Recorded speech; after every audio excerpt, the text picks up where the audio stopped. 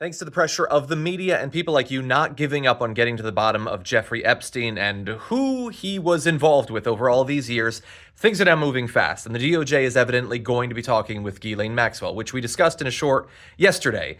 It's a great idea. I wish they had come up with it earlier. I wish they had talked to Maxwell before declaring that there was nothing to see here and everybody could just move on. But of course, we have to combine this with the revelation from the Wall Street Journal from yesterday that Donald Trump knows that he's in the Epstein files, that Pam Bondi briefed him months ago that they had tore through all of those files. They identified Donald Trump being mentioned multiple times. They told Trump. He never admitted it, and they're still, to some extent, rejecting the idea that it's true now. And then they closed the book on the entire thing.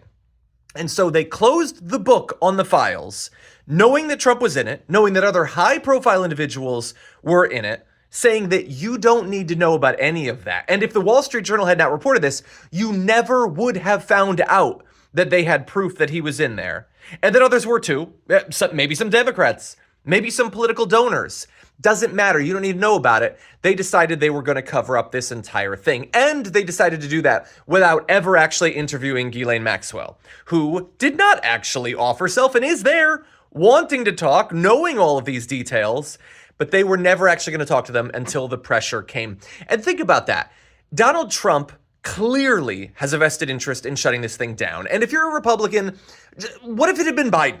What if Joe Biden had been told that he was in the files, or that George Soros was in the files, or whoever, and other people too, but it doesn't matter.